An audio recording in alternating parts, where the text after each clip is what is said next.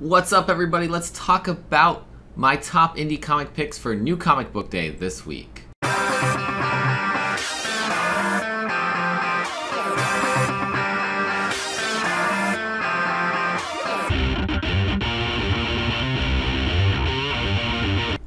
Welcome back, everybody. Before we get into the top 10, just want to say thank you for everyone who is subscribed to the channel, and if you're not subscribed, go ahead and hit the button down below so you can follow along when new videos are posted. Also, hit that bell notification button so you'll know when the new videos are posted, and you'll be able to click that notification, hop on right to the video. Drop a comment down below, let me know what you are looking forward to this coming New Comic Book Day, and we'll head into the top 10 now. First up, from Black Caravan, the imprint of Scout Comics, we have We Don't Kill Spiders, number 4, from Joseph Schmalke, doing writing and art on this. And this is the last issue of this story arc. The identity of the serial killer tormenting a prosperous Viking village has been revealed, and Bjorn and Revna find themselves in a life and death struggle against the deranged psychopath.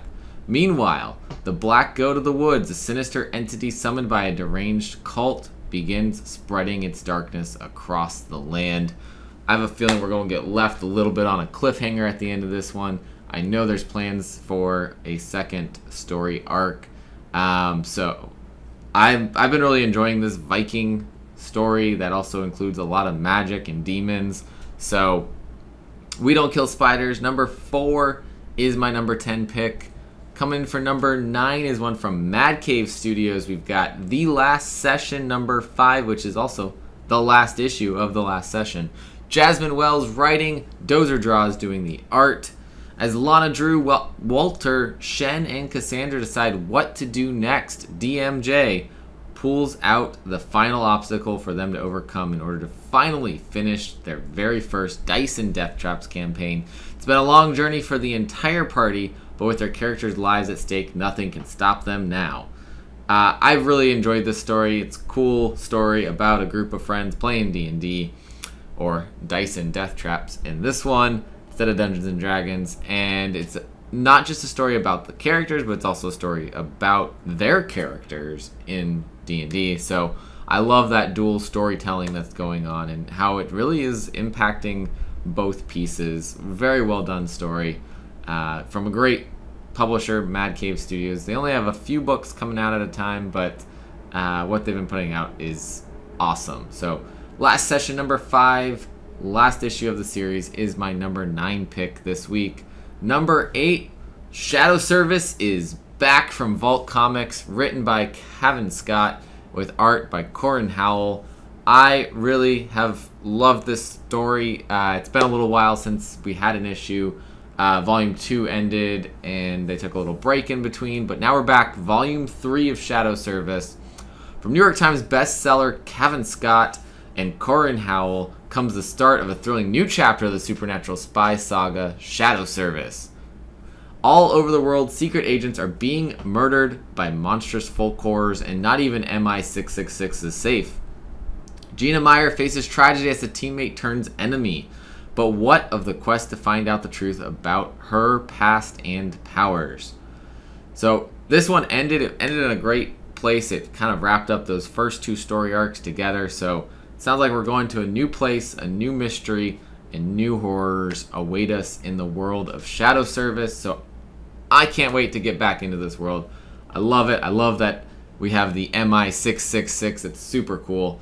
And Shadow Service number 11 from Vault Comics is my number 8 pick this week. Number 7 is Fourth Man, number 404 from AWA Studios, written by Jeff McComsey, art by Mike Diodato and Lee Lowridge. 3 dead bodies lay in a rural morgue, all murdered in the span of 3 weeks. It's up to 2 detectives from opposite sides of the tracks to determine who put them there, if the murderers are linked, and what, if anything, they have to do with a pair of dueling car dealerships. Dark comedy, mystery, thriller. This is the same thing that they've put out for each of the issues. Same little bit there. Inspired by outlandish true crime story. Keep you guessing to the last page. I am still guessing. I'm enjoying this. I'm not usually too into crime stories, but this one's got me hooked. I love that it's the dueling car dealership thing is in there. That's just like, doesn't seem like something that would cause so many murders, but I mean, here it is. It's happening. It's based on a true story, and I really love this. Fourth Man, number 4 from AWA Artists, Writers, and Artisans Studios is my number 7 pick this week. Number 6, coming from Dark Horse Comics and writer Scott Snyder with art by Greg Capullo. We've got We Have Demons, number 2 of 3. Absolutely a blast reading the first issue of this one. It's a thick book. At least the first issue was, and so you got a lot of story in there, and I am so intrigued by what's going to happen next in this. As Lamb and the Angels continue the mission that her father started, Gus tells the story of a man who lost everything and one person who deemed him worth saving. Best-selling creative duo of the last 25 years, the writer Scott Snyder and artist Greg Capullo present a new blockbuster series, We Have Demons. Years in the making, this title is bursting at the seams with epic, character-driven action for teens and adults alike. Lots of action for sure. Lots of interesting topics being covered here about the demons and who really are the demons in this story. If you haven't read issue 1, you really need to go pick it up. You don't want to miss this one. And I really enjoy Scott Snyder's writing, so this has just been perfect story for me to read.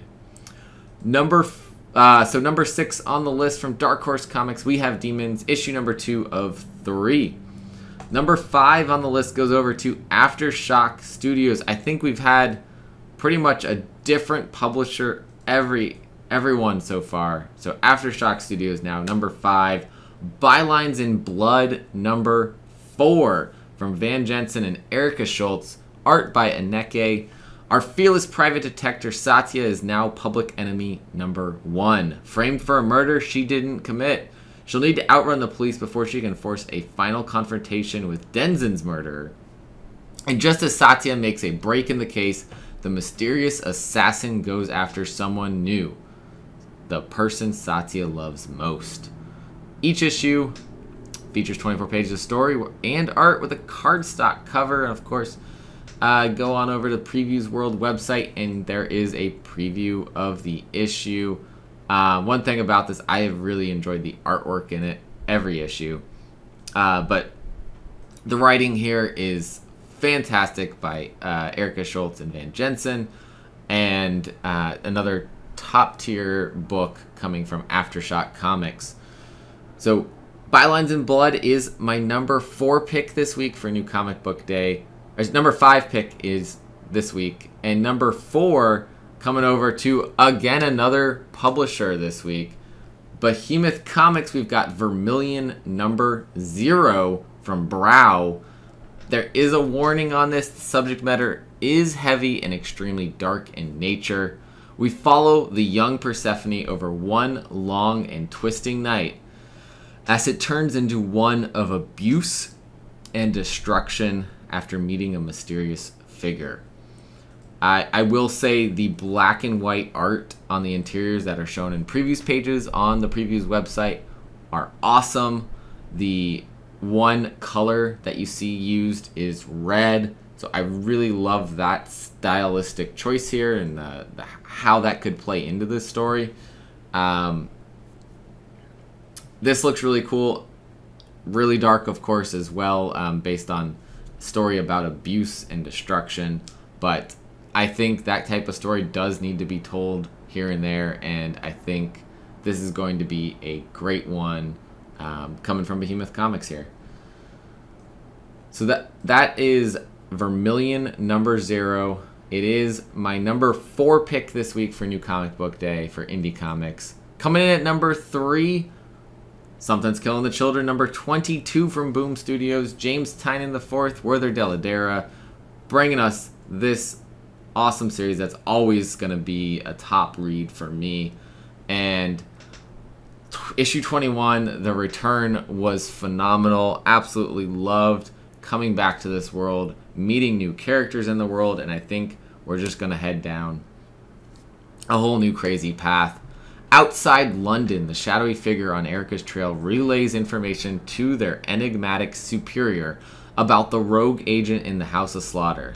Meanwhile, a town finds itself in the clutches of an elusive serial killer, and the only living witness to the crimes is a frightened child. Erica investigates the grisly scene of the most recent murder, ignorant of the hostile forces drawing in around her. We saw at the end of issue 21 something that I think is going to change the game on what these monsters can be. I'm convinced that's what's going on there. I don't know for sure, but that seemed to be the case, what we were seeing at the end of issue 21. I really have been enjoying all of this. There's so many cool covers for this. Jenny Frison just doing an awesome series of covers. And all the other variants that go along with this, just perfect, phenomenal. Cannot recommend reading Something That's Killing the Children more. Go check out the first 4 volumes of it.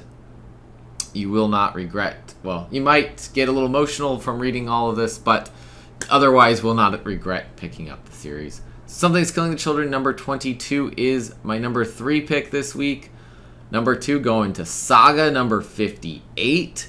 Of course, Saga is just phenomenal. Brian K. Vaughan and Fiona Staples just bringing the best sci-fi comic epic possible. So much fun, so much drama, so much sadness and emotion all across the board. And the description, the one little tagline for this one is friends or enemies. Hopefully find out more about this group of new characters that we've met, to really figure out their role in all of this, their place in the saga, really. So Saga number 58, my number 2 pick this week from Image Comics. Yeah, we've kept this up. Boom Studios was number 3. Image was number 1. Unfortunately, I break the combo of a different publisher for every pick with this one. But this had to be my number 1 pick. It is a new comic coming out this week, issue 1. And it's Blood-Stained Teeth number 1 from Christian Ward doing the writing, Patrick Reynolds doing the interior art, and Christian Ward doing the cover art for cover A. Christian Ward, the Eisner Award-winning co-creator of Odyssey, ODYC, Invisible Kingdom, and Machine Gun Wizards, returns to Image with red-hot artist Patrick Reynolds from The Mask for an all-new ongoing series, a fast-paced 100-bullet style crime saga with fangs. Atticus Sloan, misanthrope, criminal, asshole, and vampire, lives in a world where blood isn't the only thing vampires crave. And for the right price, he'll make you a vampire too. After all, immortality isn't cheap. I've looked at the preview pages that have shown up in other comics. The artwork looks phenomenal. I'm so excited to read this one. Christian Ward, seeing him on the writing side is awesome. A lot of his stuff is more on the art side, and he has beautiful art. I love this cover A that we've got here coming from him. So it had to be my number 1 pick this week. Blood-Stained Teeth number 1 from Image Comics, from Christian Ward and Patrick Reynolds.